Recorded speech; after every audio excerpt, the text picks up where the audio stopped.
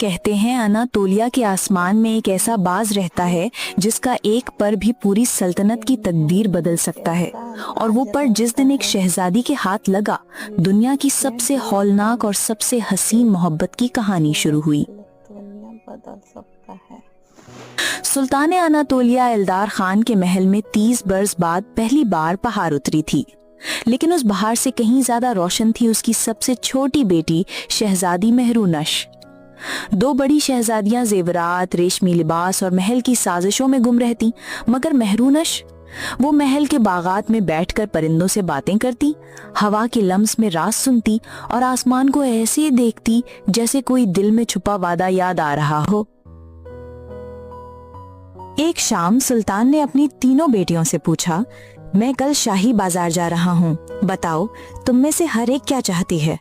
2 بڑی شہزادیوں نے بنا سوچے کہا، ہمارے لیے ریشمی اسفان کے نئی جوڑے لے آئیے جن پر سونے کی کڑھائی ہو۔ سلطان نے پوچھا، اور تم میری روشنی، تم کیا چاہتی ہو؟ شہزادی نے پہلی بار آسمان کی طرف دیکھا اور آہستہ کہا، مجھے فنسٹ باز کا ایک پر چاہیے ابا حضور، بس یہی۔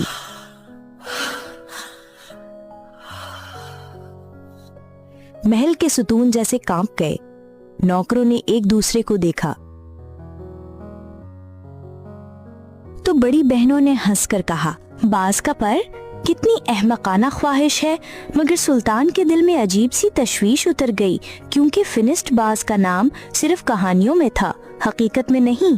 اس رات سلطان نے وہ خواب دیکھا جس نے پوری سلطنت کا رخ بدل دیا۔ ایک سنہری باز آسمان کو چیرتا ہوا آیا اور اپنی چونچ میں نور کا ایک پر لیے سلطان کے قدموں میں رکھ گیا۔ پھر آسمان میں سے ایک آواز ابھری، اے سلطان وقت، یہ پر اس دل کے لیے ہے جو پاک، مضبوط اور تقدیر کے سفر کا بوجھ اٹھا سکتا ہو۔